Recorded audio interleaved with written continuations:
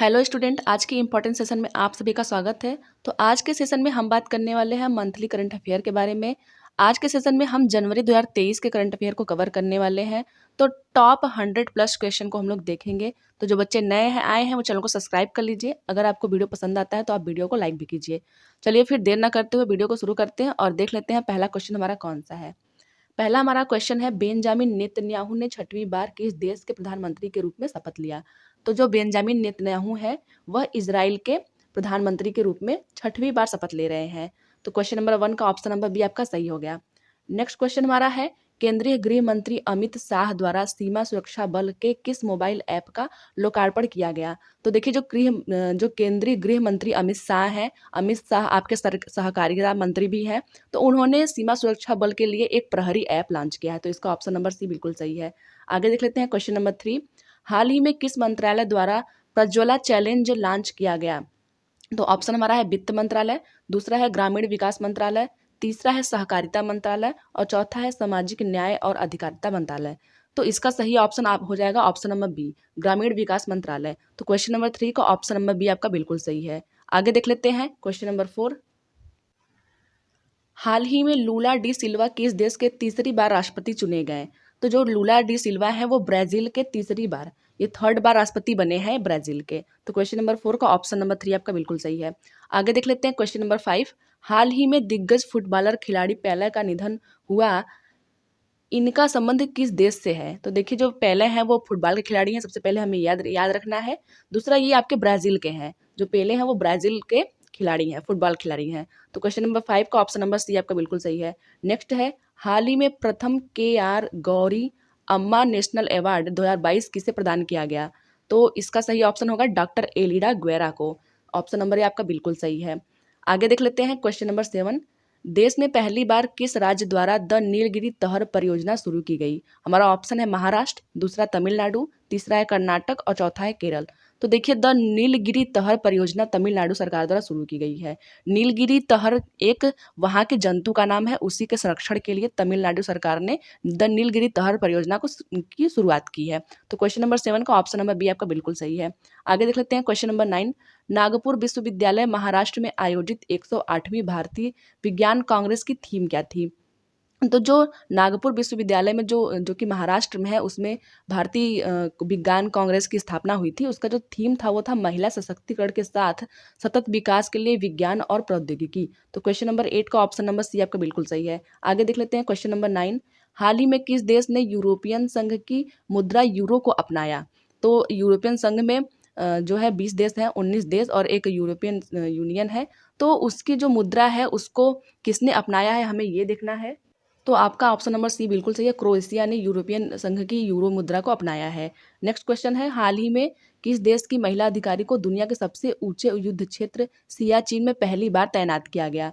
तो देखिए जो शिवा चौहान आपकी हैं, शिवा चौहान को लद्दाख में जो कि दुनिया का सबसे ऊंचा युद्ध क्षेत्र है वहाँ पे पहली बार महिला को तैनात किया गया है। तो इसका ऑप्शन नंबर बी बिल्कुल सही है। आगे हम लोग देख लेते हैं, 18वीं राष्ट्रीय स्काउट और गाइड जम्बूरी का आयोजन कहाँ किया गया। तो जो 18वीं, याद रखेंगे कि 18वां है राष्ट्रीय स्काउट गाइड कांग्रेस का जो आयोजन हुआ है वो आपका हुआ है राजस्थान में। तो ऑप्शन नंबर सी आपका बिल्कुल सही है। आगे देख लेते हैं, NTPC पहली हरित द्वारा हाइड्रोजन मिश्रण परियोजना को कहाँ प्रारंभ करेगा। तो यहाँ पे NTPC की बात कही गई है, तो वो कहाँ प्रारंभ करने वाला है, वो आपका करेगा गुजरात में। तो ऑप्शन नंबर बी आपका बिल्कुल सही है। आगे देख लेते हैं, स्मार्ट कार्यक्रम का उद्देश्य क्या है। देखिए जो स्मार्ट कार्यक्रम है वो आयुर्वेद को विज्ञान के अनुसंधानों को बढ़ावा देने के लिए यूज किया गया है। तो ऑप्शन नंबर डी आपका बिल्कुल सही है। आप याद रखेंगे कि स्मार्ट कार्यक्रम आयुर्वेद में वैज्ञानिक अनुसंधान को बढ़ावा देने के लिए है। आगे देख लेते हैं क्वेश्चन नंबर 14, हाइड्रोजन संचालित ट्रेन शुरू करने वाला एशिया का पहला देश कौन सा है। देखिए जो हाइड्रोजन संचालित जो ट्रेन शुरू करने वाला है वो है आपका चाइना। ऑप्शन नंबर पहला सही है। जो पहला हाइड्रोजन संचालित जो ट्रेन था उसको जर्मनी ने शुरू किया था। आगे देख लेते हैं क्वेश्चन नंबर 15, जागा मिशन जिसे दूसरी बार मिला UN habitat world habitat award, यह मिशन किस राज्य से संबंधित है।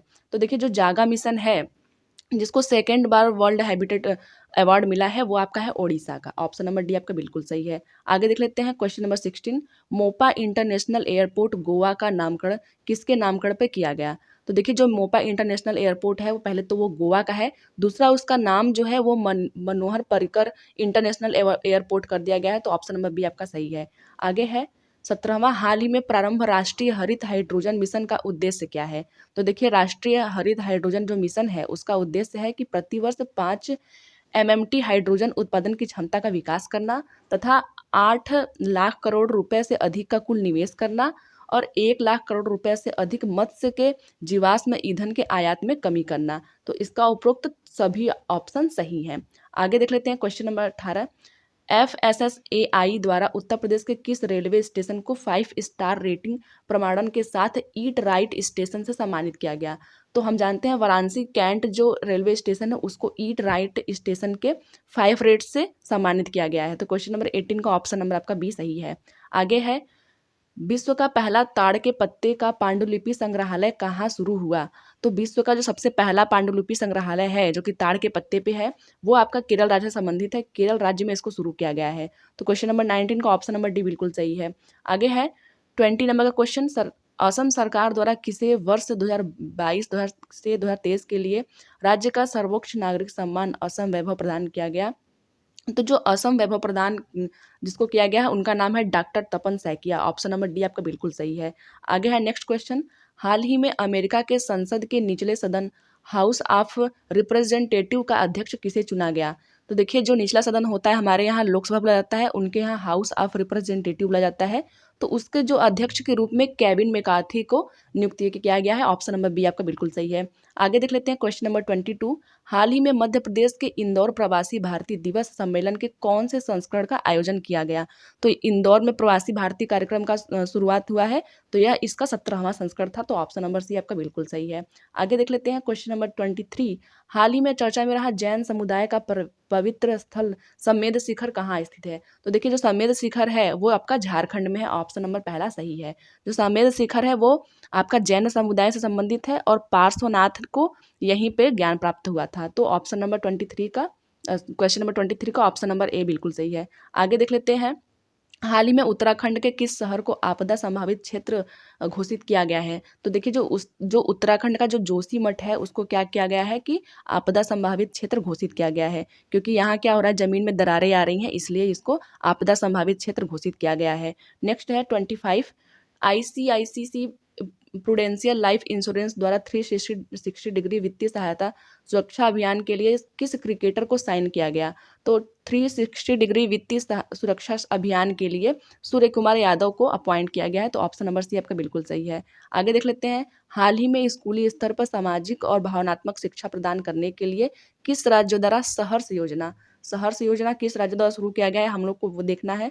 तो आपका जो ऑप्शन नंबर बी है आपका बिल्कुल सही है। जो त्रिपुरा है उसने सहर्ष योजना शुरू किया है। अगला है 27 नंबर क्वेश्चन, किस मंत्रालय द्वारा 10 से 16 जनवरी तक स्टार्टअप इंडिया इनोवेशन वीक 2023 का आयोजन किया गया।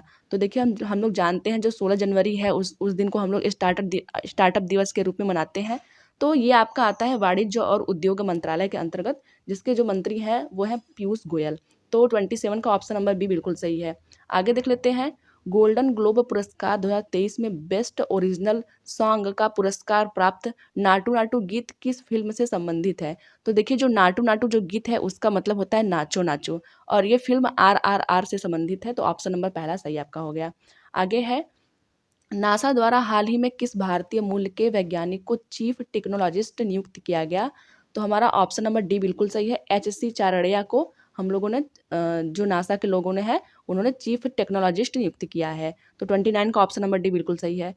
30 नंबर क्वेश्चन है, कर्नाटक में आयोजित 26वें राष्ट्रीय युवा महोत्सव की थीम क्या है। तो जो कर्नाटक में इस बार का जो युवा महोत्सव हुआ है वो कर्नाटक में हुआ है। जो उसका थीम है उसके ऊपर हम लोग बात करते हैं, तो उसका जो थीम है वो है विकसित युवा विकसित भारत। ऑप्शन नंबर बी आपका बिल्कुल सही है। इसके पहले जो युवा महोत्सव हुआ था 25वां, वो हुआ था आपका पुदुचेरी में। आगे देख लेते हैं हम लोग क्वेश्चन नंबर 31, हाल ही में प्रारंभ विश्व के सबसे बड़े नदी क्रूज MV गंगा विलास द्वारा वाराणसी से डिब्रूगढ़ तक कितनी दूरी तय की जाएगी। तो देखिए जो गंगा विलास शुरू किया गया है तो उसकी जो कुल जो दूरी है वो है 3200 किलोमीटर। ये जो प्रारंभ किया गया है यह यूपी से असम के डिब्रूगढ़ तक शुरू किया गया है। तो 31 का ऑप्शन नंबर ए बिल्कुल सही है। आगे देख लेते हैं 32, भारत का सबसे बड़ा छात्र संचालित महोत्सव सारंग 2023 का आयोजन कहाँ किया जा रहा है। तो देखिए जो सारंग महोत्सव है वो आपका IIT मद्रास द्वारा आयोजित किया जा रहा है, तो ऑप्शन नंबर सी आपका सही है। आगे देख लेते हैं 33, महाराष्ट्र सरकार द्वारा पहला डॉक्टर पतंगराव कदम पुरस्कार 2023 से किसे सम्मानित किया गया। तो जो पतंगराव पुरस्कार है उसको पाने वाले हैं आपके अदार पूना वाला, ऑप्शन नंबर डी आपका बिल्कुल सही है। आगे देख लेते हैं 34, नीली अर्थव्यवस्था को बढ़ावा देने के लिए हाल ही में किसके द्वारा समुद्रयान मिशन को शुरू किया गया। तो देखिए नीली अर्थव्यवस्था मतलब पानी से संबंधित है, समुद्रयान मिशन इसको शुरू किसने किया है, पृथ्वी विज्ञान मंत्रालय, ऑप्शन नंबर सी बिल्कुल सही है। आगे देख लेते हैं क्वेश्चन नंबर 35, हाल ही में रणजी ट्रॉफी इतिहास का दूसरा सर्वाधिक स्कोर बनाने वाला स्कोर किसके द्वारा बनाया गया। तो जो रणजी जो ट्रॉफी है वो क्रिकेट से संबंधित है और सर्वाधिक स्कोर बनाने वाले हैं आपके पृथ्वी शाह, ऑप्शन नंबर डी बिल्कुल सही है। आगे देख लेते हैं क्वेश्चन नंबर 36, हाल ही में हर्बालाइट न्यूट्रिशन इंडिया द्वारा किसे अपना ब्रांड एम्बेसडर नियुक्त किया गया।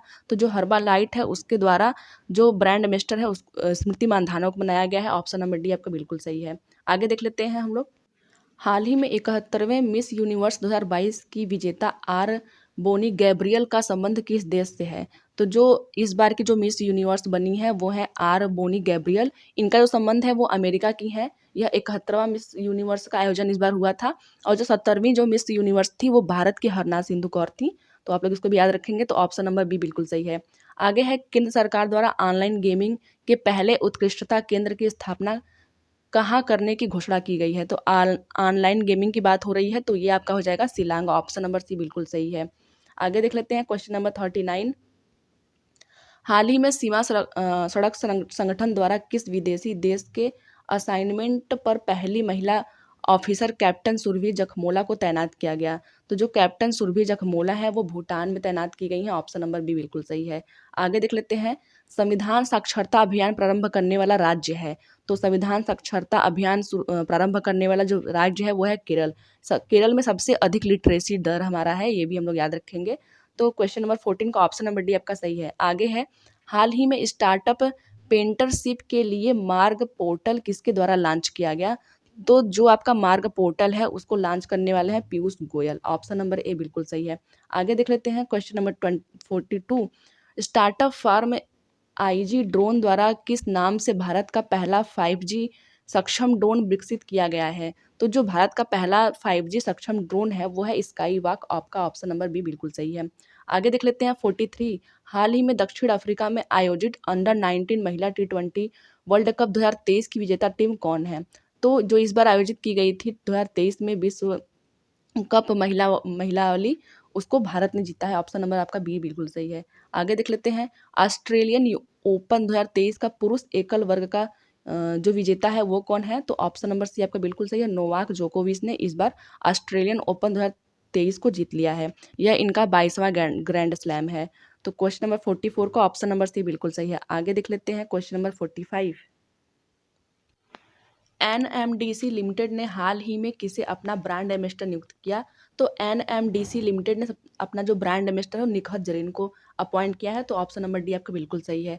आगे है 46, हाल ही में सी फीड्स द वर्ल्ड कार्यक्रम किसके द्वारा प्रारंभ किया गया।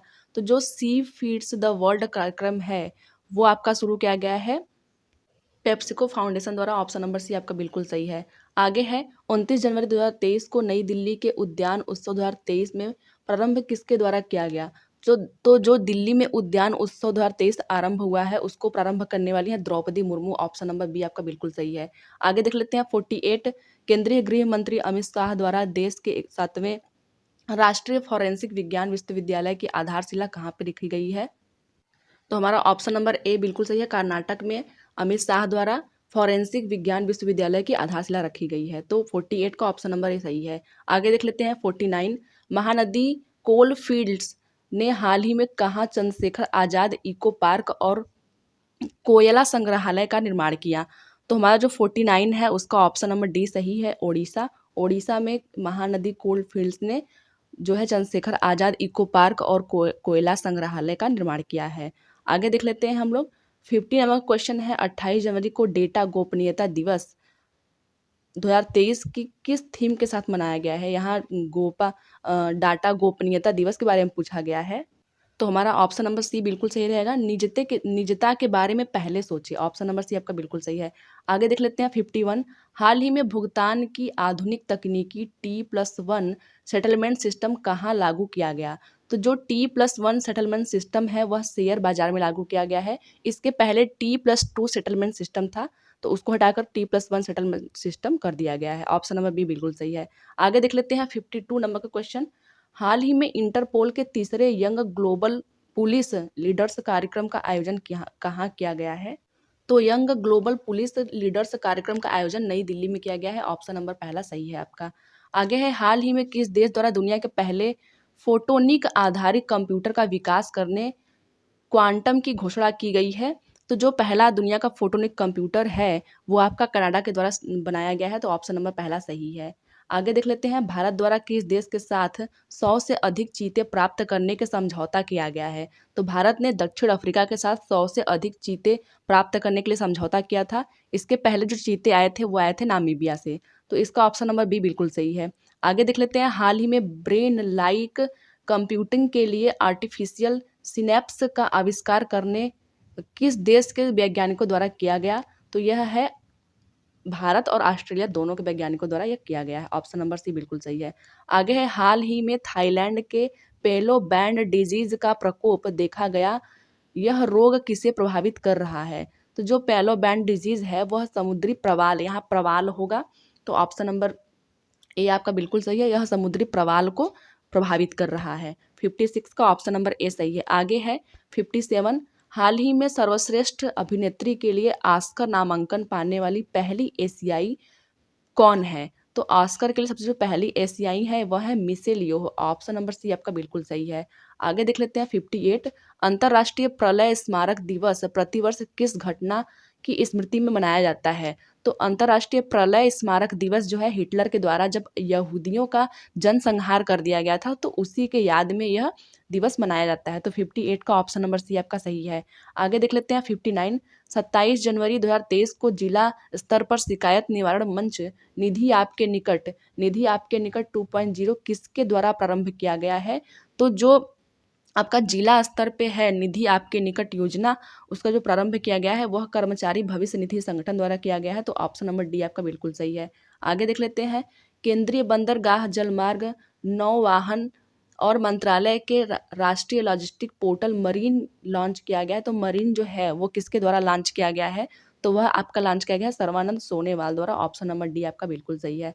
आगे है, आईसीसी द्वारा हाल ही में वर्ष 2022 के लिए सर्वश्रेष्ठ पुरुष T20 क्रिकेटर के रूप में किसे चुना गया है?